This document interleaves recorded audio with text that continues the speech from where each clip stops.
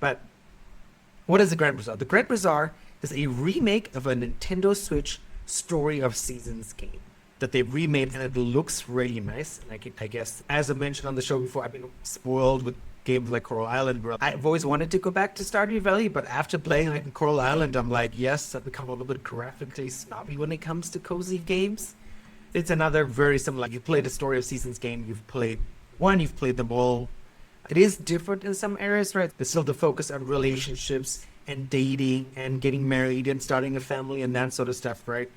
It is different in a sense that it's inspired by Persian culture. Stuff looks different from like your typical farming environment that you might have got with Story of Seasons. Pioneers Olive Town is a good example of that.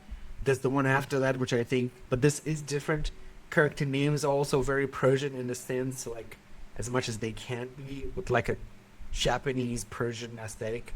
This game also doesn't involve so much earned money, like it's about I'll sell you my tomatoes and you give me this thing. So it's about trading and bartering more than traditional monetary systems. Again, the similar things of, hey, yeah, go to a town, meet everybody, build relationships, give gifts again, which is just some of the stuff like I've done this how many cozy games right now? Like a lot, and I'm still not bored of it. Like I still think it's interesting. After Valgod, I got back into the free game by this company called Singularity 6 Palia, which I totally hated when it first came out because you have to solve puzzles, and I hate puzzles when I'm in the cozy mood. I just want to get things done. So there's the usual stuff as well, seasonal events, right? Crafting, making, building things. You can customize the way you look, customize your shop, customize your house. So it looks really cool. The one thing with this though is that there's not a lot of gameplay footage. Even the footage that I did find was very limited. Like the company, I think it's like Xseed Games or something, the publisher, they don't release a lot of footage for their games. Like it's very minimal.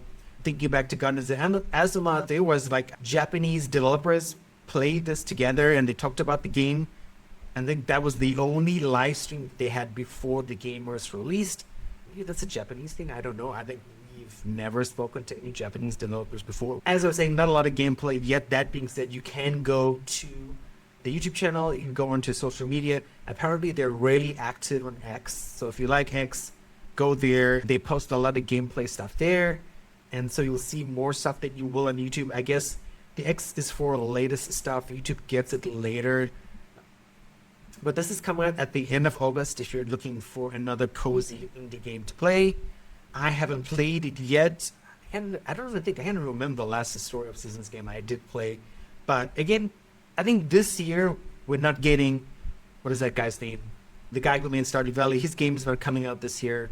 So if you are looking for something that's Stardew Valley-esque, this is probably the best thing you're gonna get that I can see from the release calendar for the remainder of 2025. But let me know what you think. A former co-worker of Adam's and mine, Nicole, she played the last Story of Seasons. She was not a big fan of Pioneers of Olive Town. She was like, don't buy it, it's not worth it. So hopefully this is better. It is a remake. The original Grand Bazaar did well on the DS from what I saw. So maybe this will do equally as well. At least I can say it looks pretty. That's a good thing for me anyway. We'll see if the gameplay holds up in 2025 or like how they adjusted the gameplay to make or get used to the things that players expect.